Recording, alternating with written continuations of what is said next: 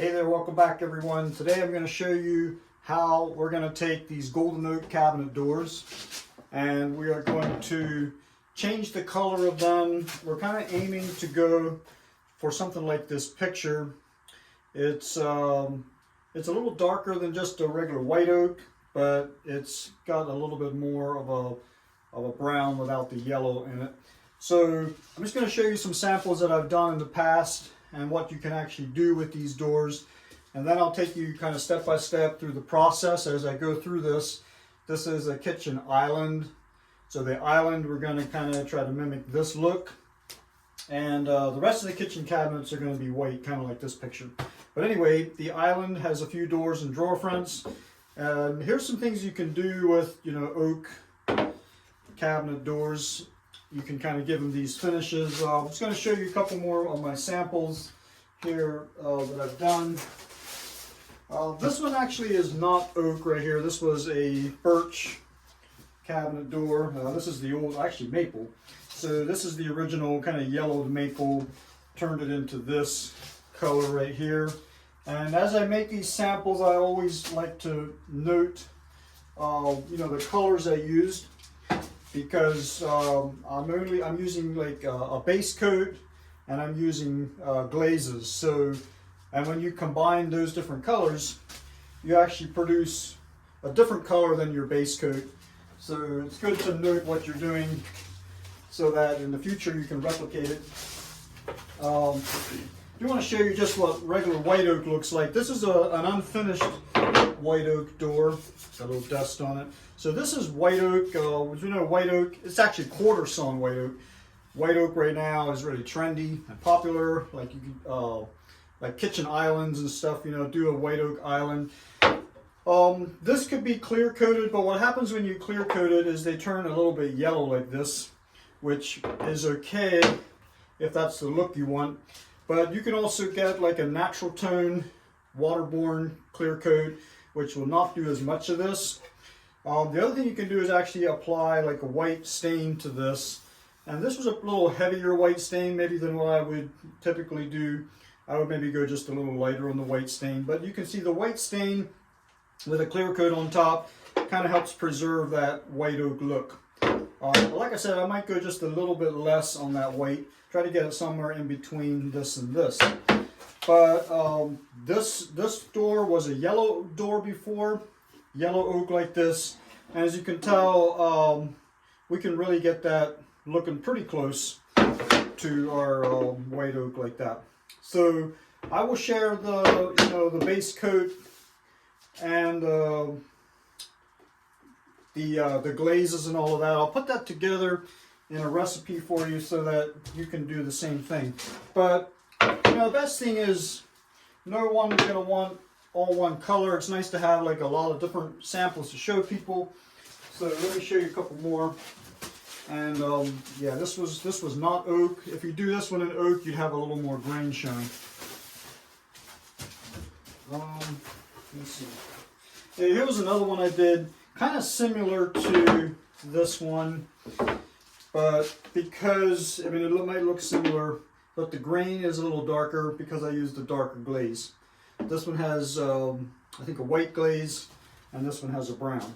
Otherwise, I think they have the same base colors. All right, so that's that one. Some of these colors I don't care for. They've got some imperfections on them too because they were just scrap doors laying around. But that would be another one. I kind of like that color. This one I don't care for. It's got a little bit too much pink in it. But yeah, you got to show different colors. Sometimes show your customers different colors so that they can kind of narrow it down to what they want. One more here that I've got. That's that one. That one too, just a little bit too pink for me. So that's a pretty nice color. Anyway, what we're going to try to do is go a little closer to this color, which is just a little darker than most of these samples. So we're going to work up a couple samples until we get to that. It's going to be a little darker. Also, the customer doesn't want the grain to be very dark. but we still are going to want to see grain because, I mean, oak, you're not going to hide it. So I think what we're going to try to do here is try to hide the grain a little bit with our primer. And then we're going to put our color coat on it, and then the glaze, and then finally a clear top coat. So that's it for now. We'll put some videos out on this shortly with some of the different steps and some of the recipes for some of the different colors if you want them. But the main thing is just play around with colors, you know. There's so many combinations you could do, you could come up with, depending on, you know, what base color you start with, as well as your glaze. First thing we're going to do is we're going to start cleaning these doors. And the way I clean these doors, make sure I'm on the video here. Alright, so the way I'm going to clean these doors, I'm going to wear some heavy duty gloves because I'm going to use a solvent here to clean these. And when I take these cabinet doors off the island that I'm doing, I put the numbers inside. So the first thing I'm going to do is just put a little tape over top of that number to preserve that. We also have these bumpers here we want to get rid of. I'm going to kind of scrape a little bit of that residue off. Looks like this one got glued on.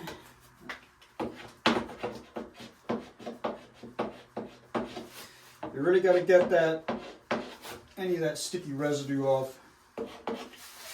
Look for anything else that might get scraped. Alright. Now what I'm going to do is I make my own solvent cleaner.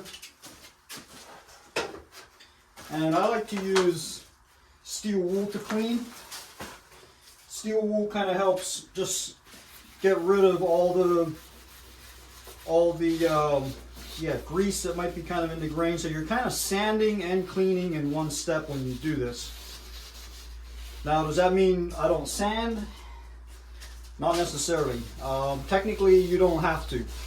For adhesion purposes, if you use the right grit here, and also, you know, the right recipe of solvents, you're going to end up kind of softening that finish so that your primer can really adhere well. It will kind of just bite into that finish. So you don't want to overdo it with the solvents or you'll start stripping the door, and I don't want to do that. So the only place I kind of may go over it a second time is if there's just stubborn spots that don't want to loosen up. So I'm using a coarse, I think this might be a number 1. And if I would be doing a stain, refinish, toner, clear coat, that type of thing, I wouldn't use coarse. I would use something a little weaker or a little, less coarse, because this does really actually scratch the wood pretty good. So, alright, now here's an example of a little stubborn spot. There's a grease spot right there. Just a little bit of scrubbing, that comes right out. Once you start kind of softening the finish, you'll kind of feel the steel wool kind of dragging. Right now it's getting a little tacky. Alright, so I'm going to stop there, and then I'll take just a couple clean cloths and I'll just wipe that all off. Keep repositioning my rag so I can not smear it around too much.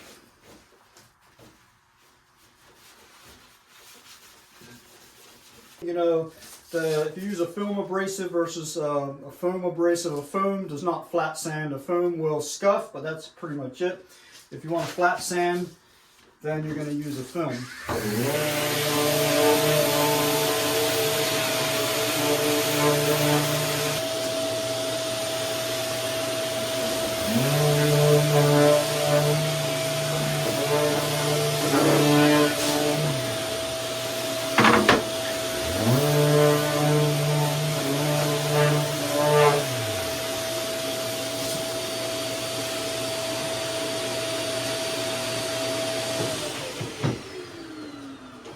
Alright, since I used the solvent here to clean, I'm going to let this dry about 30 minutes. I just don't want any solvent coming back. I want that to really dry nice before I put my waterborne product on there.